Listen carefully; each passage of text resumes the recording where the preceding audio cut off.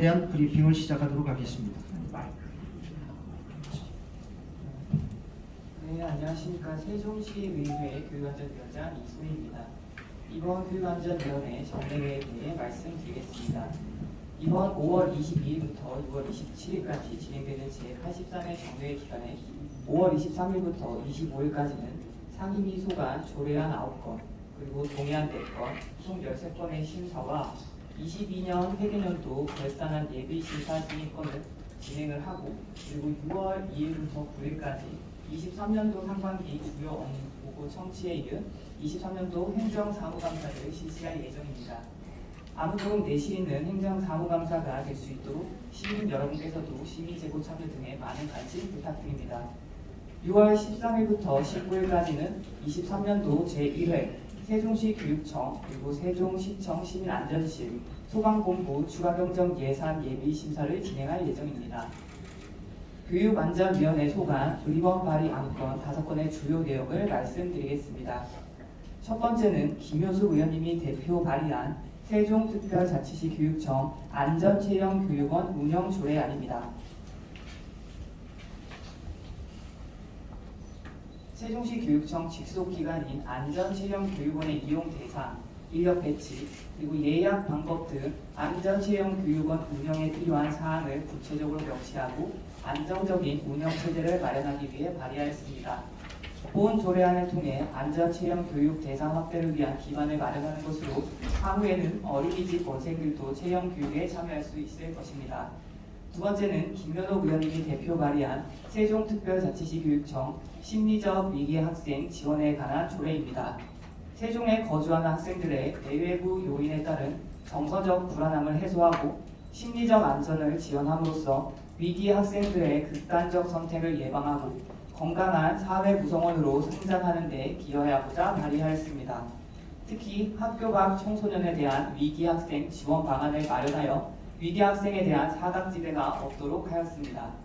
세 번째는 윤지성 의원님이 대표 발의한 세종특별자치시 교육청 학교수 텃밭의 조성 및 관리 조례 일부 개정 조례안입니다. 학교수 텃밭을 체계적이고 효율적으로 조성 관리하기 위해 수립 시행하는 기본 계획에 포함되어야 할 사항을 신설하여 학교수 텃밭을 활용한 다양한 교육 활동을 수행하고자 발의하였습니다. 주요 개정 사항으로는 기본 계획의 창의, 인성 교육과 연계한 환경 생태 교육에 관한 사항, 학교 교육형 도시 농업 교육에 관한 사항을 신설하고 일부 조항의 경우 인용 법령을 일부 수정하였습니다. 네 번째는 김효숙 의원님이 대표 발의한 세종특별자치시 다중운집 행사 안전관리 조례안입니다.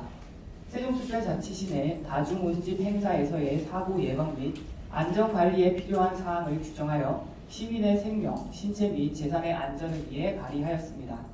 코로나 방역 조치 해제 이후에는 주최, 주관자가 없는 다중운집 행사가 증가할 것으로 예상됨에 따라 이러한 행사의 안전관리를 위하여 전반적인 계획 및 대책을 점검하고 체계적으로 대응하고자 발의하였습니다. 다섯 번째, 김현옥 의원님이 대표 발의한 세종특별자치시 공동주택 화재 예방과 안전문화 활동 지원에 관한 조례안입니다. 전국 최고 수준인 세종시 공동주택 거주 비율을 감안해 공동주택 입주민에 대한 화재 예방과 안전문화 활동 지원에 관한 필요한 사항을 규정함으로써 시민의 생명과 재산 안전을 확보하고자 발의하였습니다. 특히 국제안전 도시로서 전기차 화재 충전 중 화재 사고 예방 등 적극적인 안전문화 활동이 요구되며 공동주택 주민들의 생명과 재산을 보호하기 위한 다양한 방안을 지원하기 위함입니다.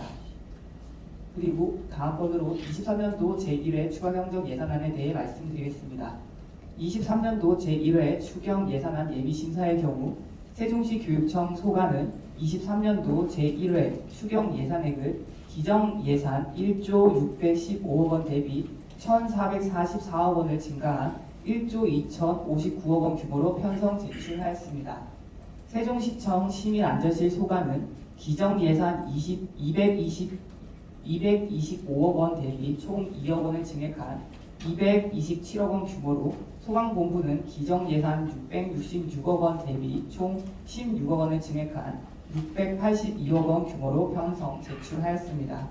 이번 예비 심사에서 올해 말까지 예산 집행이 효율적으로 집행 가능한지, 꼭 필요한 사업 등 적재적소에 예산 편성이 이뤄졌는지 중점적으로 심사하도록 하겠습니다.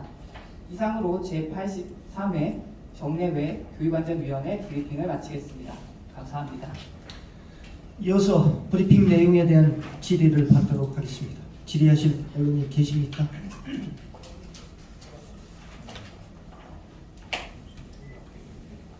최준일 국장님, 이번이 세 번째입니다. 이제. 세 번째입니다. 안타까운 일이 하나 있어서 이번에 우리 그 세종시 교환위에서 없는 법을 살짝 어떻게 조례라도 만들든지 하는 것도 규칙을 만들어서 시행을 해줬으면 바라면서 이제 말씀을 드립니다. 지난 16년 9월 달인가? 아마 그 정도 될 거예요. 이게 우리 그 유명한 그 성악가수 조승민 씨가 우리 그 불의학교에 휠체어 그 회전무대하고 그네를 선물한 적이 있었어요. 근데 이제 그 회전무대는 그 어린이 놀이시설 시설 안전관리법이니까 여기 이제 승인 인증이 돼가지고 활용을 하고 있는데 그네는 그게 법이 없어가지고 인증을 못 받아서 17년 초인가 철거를 했다가 계속 보관하다가 아마 19년 정도 돼서 그걸 이제 아마 처분을 한 것 같아요. 근데 우리 특히 그 특수학교 어린이들이 좋아하는 걸 갖다가 방치되다 버리는 걸 봤는데 그런 것들도 우리 그 교환에서 어느 정도 저들을 좀 만들어서 아이들이 좀 활용할 수 있는 이런 것들 좀 만들어 주십사 건의차 말씀드리는 겁니다. 네, 건의 주셔서 감사합니다. 저희 지금 교육안전위원회도 특수교육 관련해서 많이 신경을 쓰고 특히나 이번에 수경을 할 때도 중고등학교 학생들의 생존 수련이나 이런 부분에서도 많이 지원을 하려고 노력하고 있고 저희도 이 근해에 대해서는 저도 들은 바가 있어서 방금 말씀 주신 내용을 좀 참고를 해서 조례를 제정하든지 아니면 규칙들을 반영을 해서 지원을 할 수 있는 방안을 좀 더 마련하도록 하겠습니다.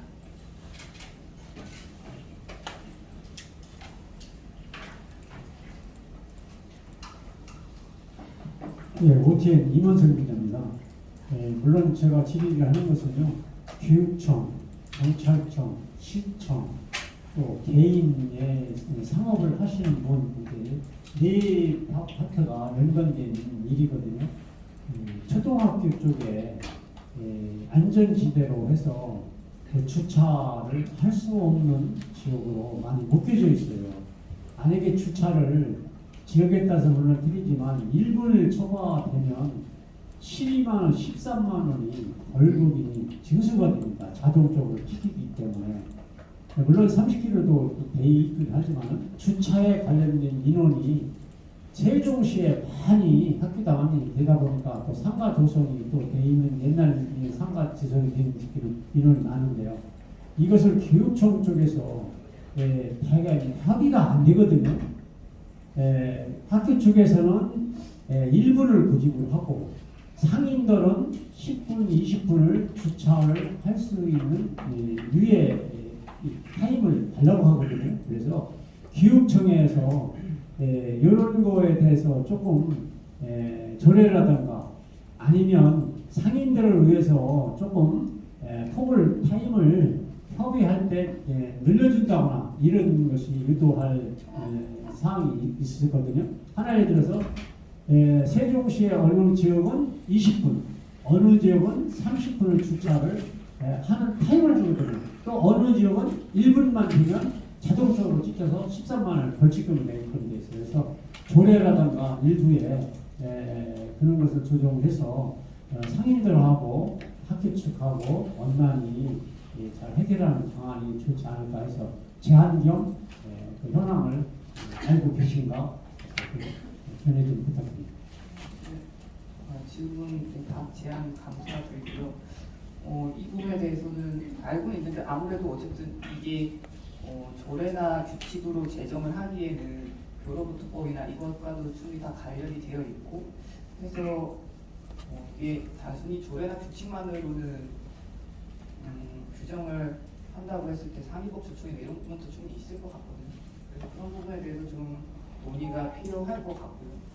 그리고 방금 말씀 주신 대로 아무래도 초등학교 안전지대 부분에서는 학생들의 안전이나 이런 부분 때문에도 더 규제를 강하게 하고 있는 상황이라서 방금 말씀 주신 내용 충분히 무슨 말씀인지는 알겠고 그런 부분에 대해서 좀 더 시청과 교육청이랑 아까 말씀 주신 지역사회 상인들 저희가 더 협의를 해서 지원할 수 있는 방안을 더 지원하도록 하겠습니다. 혹시 더 질의하실?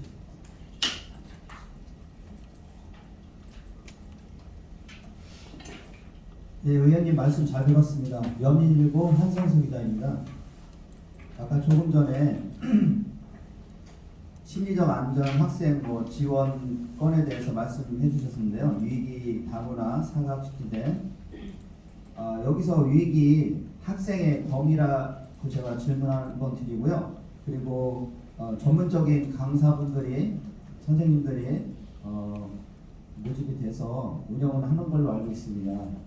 금액은 얼마 정도 책정이 되어 있는지 두 번째 질문드리겠습니다.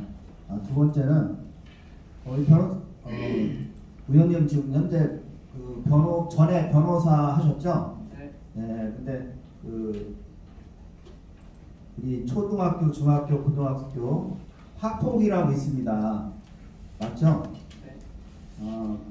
거기에 보면 다문화 학생, 한부모 자녀, 또 학교에서 폭력으로 인해서 부득이하게 학폭위가 열려서 그 아이들의 미래가 지금 그 교육청으로 위관이 된 걸로 알고 있습니다. 그 기관이 전에는 학교에서 했었는데요. 이 문제를 아이들을 처벌을 하기보다는 교육을 통해서 이 학생들이 졸업을 잘해서 사회에 나왔을 때 그런 학생들이 좀 더 교육을 통해서 습득이 됐을 거라고 생각합니다. 의원님의 생각을 좀 말씀해 주셨으면 합니다. 앞으로 이런 계획을 어떻게 잡고서 세종시를 이끌고 나갈 것인가. 근데 질문 감사하고요. 우선 두 가지 질문 주셨는데 첫 번째는 심리적 지원 관련 조례에 대해 말씀을 주셨어요. 그래서 그와 관련돼서 위기 학생이랑 전문 강사 금액 이거를 질의를 주셨는데 지금 위기 학생이라고 했을 때는 그 범위가 좀 다양할 수는 있을 것 같아요. 다양할 수는 있는데 지금 현재 학교 내에서는 진단 검사를 하고 있거든요. 그래서 그 진단 검사 내에서 고위험군으로 분류되는 또 학생들이 있고 그에 따라 판단이 될 수 있을 것 같습니다. 그리고 전문 강사 금액은 아직까지 구체적으로 정해진 부분이 없어서 그 부분에 대해서는 말씀드리기가 좀 어려울 것 같고 두 번째 질의는 학폭 문제인데요. 지금 현재 아까 학생하에 중재원을 말씀을 주시는 것 같아요. 아무래도 학부모님들 입장에서는 물론 학교 내에서 학폭 문제가 해결이 돼도 좋겠지만 학교 내에서의 학교 내보다는 좀 더 중립적인 기관이 판단을 해줬으면 좋겠다라는 판단에서 사회 중재원이 생겼다라고 판단이 되는데요. 그럼에도 불구하고 제가 생각을 했을 때도 물론 제3의 학폭의 중을 따졌을 때 좀 더 위급하고 좀 중하다라고 생각이 되는 건 학생화의 중재원으로 가서 평가를 받는 게 맞을 것 같고요. 제 생각에도 최대한으로는 학생들의 이 학폭이라는 게 경중을 따짐에 있어서 학내에서도 오히려 학내에서 해결을 하는 게 학생들의 관계 개선에는 오히려 또 도움이 될 거라는 좀 생각이 들거든요. 그래서 그런 경중을 좀 판단함에 있어서 좀 더 지원을 할 수 있는 방안을 좀 강구를 좀 하고 있습니다. 그래서 그런 부분에서 학폭 문제를 좀 해결을 하려고 합니다. 더 질의하실 분 계십니까? 김현욱 의원. 네, 저는 그 질의라기보다 조금 전에 우리 이소희 위원장님께서 굉장히 구체적으로 설명을 해주셨는데요. 그 지원 조례를 제가 대표 발의했기 때문에 조금 서문을 좀 드리고자 합니다. 조금 전에 학교의 위기 학생의 범위가 어디까지냐라는 한 기자님의 질의가 계셨는데요. 학교에 이제 우리 고등교육법을 제외한 초중고 학생이 좀 들어가고 있고요. 다만 이제 학교 학업을 중단하거나 이 중단이 되는 순간 학교 밖 아이로 이제 분류가 됩니다. 그러면 교육감의 범위에서 벗어나게 되죠. 벗어나기 때문에 실질적으로 아까 말씀드린 것처럼 이 친구들이 사각지대에 놓이고 굉장히 힘든 아이들은 이 아이들이기도 합니다. 말씀처럼 행동 특성 등에 대한 지원들은 학교 안에 있는 범위에서는 굉장히 좀 예산도 많이 늘어났고 활발하게 지금 범위를 늘리고 있으나 우리 이제 학업이 중단되는 친구들과 학교 밖 친구들에 대한 이 위기 심리 지원은 사실상 사각지대에 놓여 있었던 부분이었기 때문에 그 부분을 포함시킨 부분이 이번 조례로 보시면 되겠습니다. 그래서 이 부분 말씀드리고자 제가 잠깐 마이크를 요청했습니다. 네, 답변과 또 질의해 주셔서 감사드립니다. 네, 감사합니다. 이상으로 제83회 세종특별자치시의회 의정 브리핑을 모두 마치도록 하겠습니다. 끝까지 함께해 주신 올림 여러분께 진심으로 감사합니다. 장시간 수고 많으셨습니다.